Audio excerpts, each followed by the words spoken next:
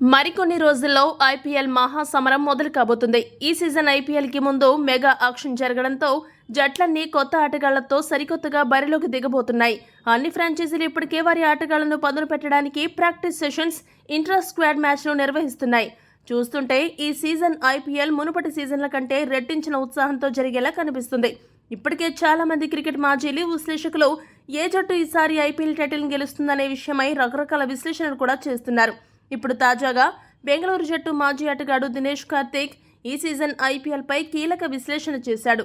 ఏ జట్లకు ఈ సీజన్లో ప్లే ఆఫ్స్కి వెళ్లే అవకాశం ఎక్కువగా ఉంది, టైటిల్ ఏ జట్టు గెలవబోతుంది అనే విషయాలపై ఆసక్తికర విషయాలను వెల్లడించాడు. ఇంతకీ దినేష్ కార్తిక్ మాట్లాడుతూ ఏమన్నాడంటే, మెగా వేలం జరగడంతో అన్ని జట్లు కొత్త ఆటగాళ్లతో కళకళ్లాడుతున్నాయి. ఈసారి ఐపీఎల్ సమరం కోసం ఆతృతగా ఎదురు చూస్తున్న వ్యక్తుల్లో నేను కూడా ఒకడిని. అన్ని జట్లు చూడడానికి చాలా బలంగా కనిపిస్తున్నాయి. ఈసారి ఐపీఎల్ పోరు మంచి రసవత్తరంగా సాగబోతుందని అనిపిస్తుంది. నా వరకు అన్ని జట్లు బలంగా కనిపిస్తున్నప్పటికీ ఓ 5 జట్ల మధ్యనే అసలైన పోటీ అంతా ఉంటుంది. ఈసారి Punjab Kings, sun Risers Hyderabad, royal Challengers Bengaluru, Gujarat Titans, Mumbai Indians జట్లు అందరికంటే ఎక్కువ పటిష్టంగా ఉన్నట్లు కనిపిస్తున్నాయి. ఈ జట్ల మధ్య గట్టి పోటీ ఉండేలా ఉంది.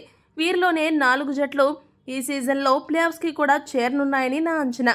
అయితే ఫైనల్ మాత్రం sun Risers Hyderabad, royal Challengers Bengaluru ఆడబోతాయని నాకు అనిపిస్తుంది అని దినేష్ కార్తిక్ జోస్యం చెప్పాడు. ఇక బెంగళూరు జట్టు విజేతగా నిలిస్తే చూడాలని ఉంది.